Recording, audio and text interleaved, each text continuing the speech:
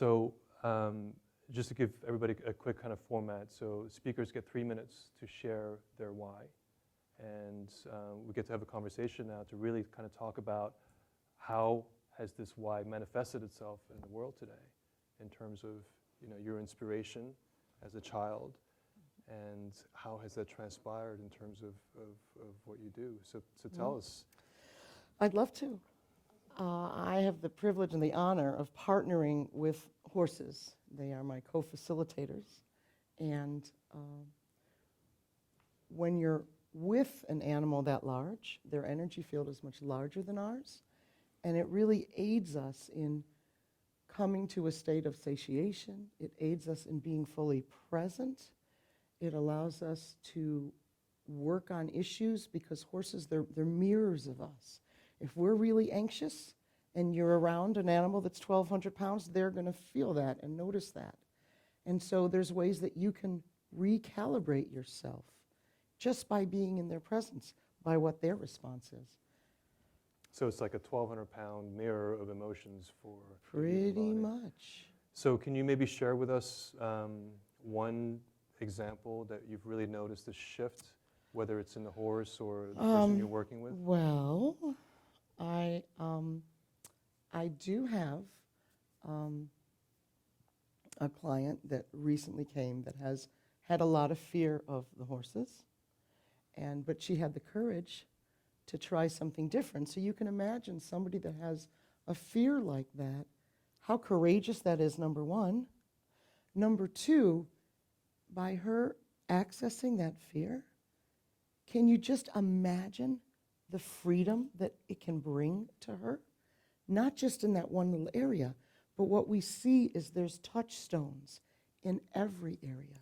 So I know the saying, when you have a hammer, everything looks like a nail, but when it comes to the horses, if you're open and curious and non-judgmental, they can hands down transform your life, oftentimes with instant, in-the-moment feedback, which is also rather helpful. So personally, I would feel a little bit intimidated because, first of all, they're huge and they can kick you. Right. And they don't talk. Well, Dan, they actually do. The question is, are we speaking their language? They're not talking verbally like you and I right now. But you and I, and all of us, 80% of our learning is nonverbal. That's what the researchers say. So there's a lot of nonverbals that are going on in environments and relationships, in executive environments. Emotional intelligence, that's a real big buzzword today, right? And those are all nonverbal tools, the listening, the noticing. So when we say horses don't talk, when we watch them and notice them, we see there's a heck of a lot of conversation going on, but it's in the nonverbal world. So, okay, imagine communicating with a 1,200-pound animal, and all of a sudden you have to drop your verbal skills, right? Oh, and my. You have to drop your, a lot of your we're so in our head. Absolutely. Right, you can't be in your head Absolutely. when you're with a horse. Well, you can, and they would respond accordingly, but that's information. The great thing about horses, Dan, there's no judgment. It's a judgment-free zone. But when you notice and watch their responses, it helps you. For instance, you come up to the horse, and I'll say, well, how are you feeling? I'm fine, I'm just doing great. Well, okay, you're telling me that, but the body is saying something different. And of course, the horses are going to go with what I like to say is what screams at them the loudest, which is the body. And oftentimes with that kind of an incident, the horse would probably move away a little bit. And so that's wonderful tools for us to learn, okay, let's check in. How are you really doing? And like you said, maybe somebody does have some fear. If people tell me they're afraid of horses, Dan, that's probably one of the best things they could say to me. Because if they have the courage, I don't send you out there in the ring with a horse by yourself. We do it slowly. We do it where we sit together, this close, and we just have a horse that might actually, believe it or not, make the choice to want to come and be with us. That's pretty profound. That's not no carrots in the pocket. You can't do that. No bribery involved here. This is your heart to the horse's heart. And when you can say yes and be open like that, that leads to a transformed life. I've seen it day in and day out, time and time again.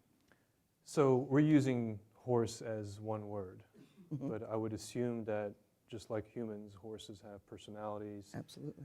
And do you match, or how does that work? Well, do I match? So I have a few years with the horses, so I know each of those individuals really well. And when a person comes, I guess we're talking discernment. I think that's the word you're saying.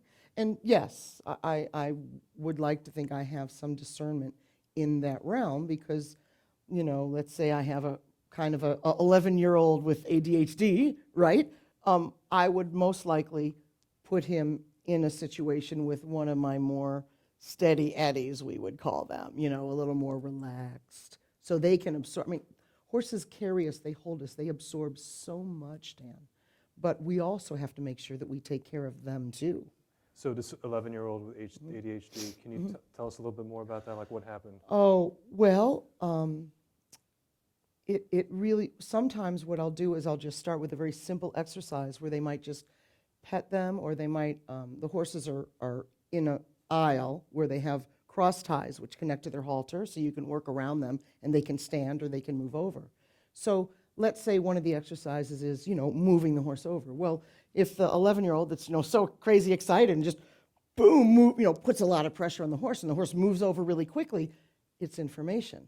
Now, I don't say, boy, you really screwed up there. You really kind of pushed that horse over pretty hard. I'll just say, what did you do? What did the horse do? Oftentimes, depending on what the horse does, that informs the person. So in that case, he said, oh, he moved over. He moved over really, really fast. I said, exactly. Now let's go to the other side. You did that really well. You got him to move over really fast.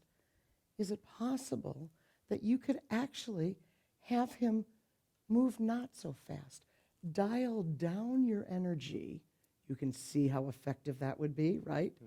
And let's see if you can do the same thing, but softer and gentler and not so fast. And so the 11-year-old thinks, oh my gosh, I might be able to tone down my energy in a way that I can respond and connect with this 1,200-pound horse in a really valuable way. That's yummy. So during our conversations, you mentioned that you also work with adults and even businesses and Yep, corporations. absolutely. So how does that work? Well, again, we talk about EI, the emotional intelligence, and we would have team building workshops. For executives, we offer it. We do one-on-one, we do workshops, we do all-day workshops, we do sessions. If executives come on site, depending on the size of the team, and depending on what their needs are, this is about what they want. Some of them want to come, I just want my team to be able to just relax and chill and have us to be a greater, more cohesive team.